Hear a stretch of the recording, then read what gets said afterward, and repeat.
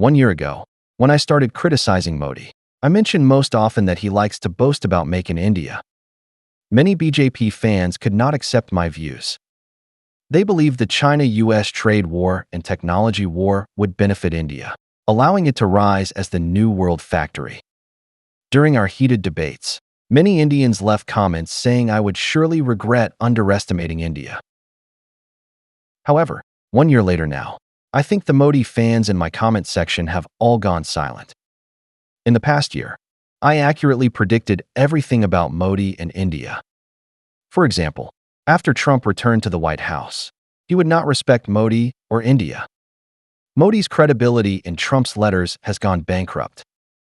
He overly boasted about India's strength and exaggerated its role in checking China, deceiving Trump, who lacked political experience. Modi would face retaliation from Trump.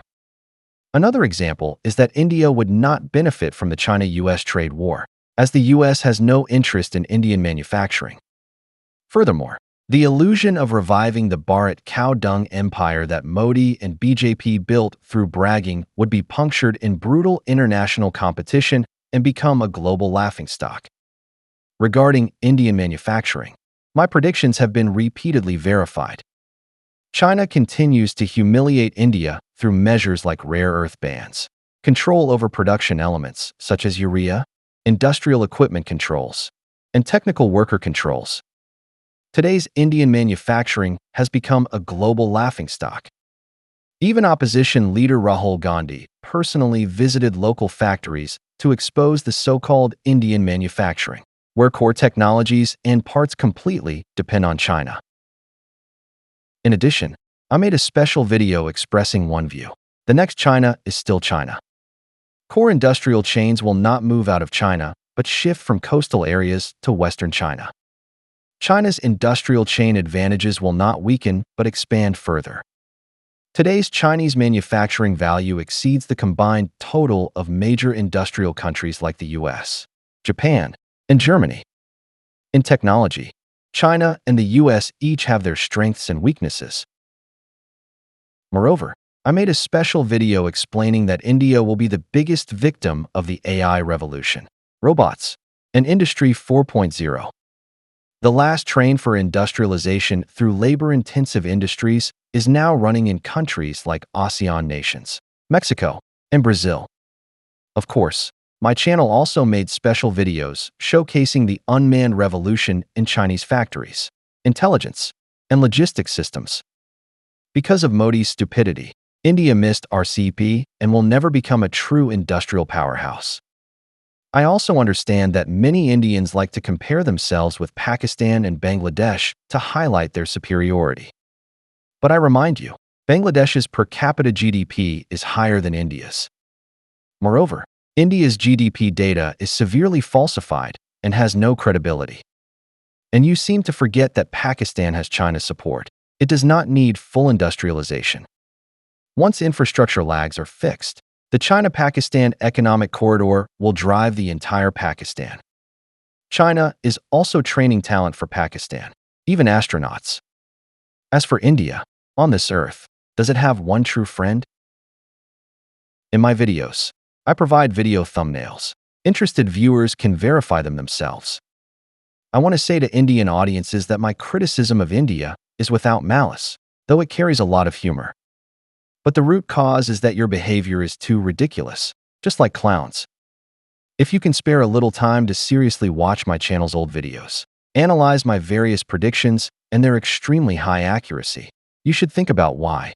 With so many experts in India, they are no match for me, a Chinese person with average intelligence. Is your society filled with extreme ignorance, arrogance, and conceit? Why does the global media mock you? Can this really be excused as racial discrimination? Today, I'm being lazy and sharing a clip of an American blogger's amazement at the automation and unmanned operations in Chinese factories. I hope Indian audiences think seriously about how much longer you will be deceived by Modi, this clown. American CEOs who visit China are coming back terrified. What they're seeing is so dramatically advanced and so ahead of the curve of what is happening in our country that they're not sure how to respond. These executives are realizing that AI and robotics are so dramatically outpacing the United States that it could leave the Western world behind. With one CEO saying, "There are no people. Everything is robotic." This is showing up most prevalently and most notably in Chinese electric vehicles, which are so outpaced and so advanced and so much more affordable that they actually cannot even be sold in the United States of America. It's essentially prohibited. Here's a direct quote of how advanced it is.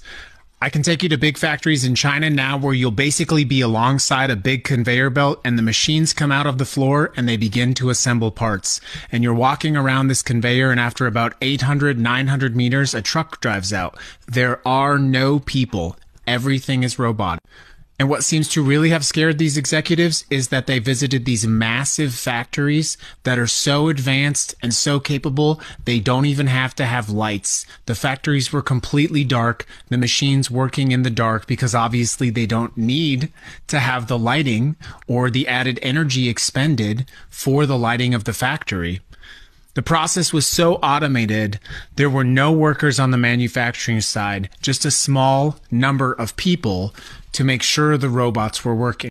To give you an idea of how much China is outpacing the rest of the world, last year they added 295,000 manufacturing robots.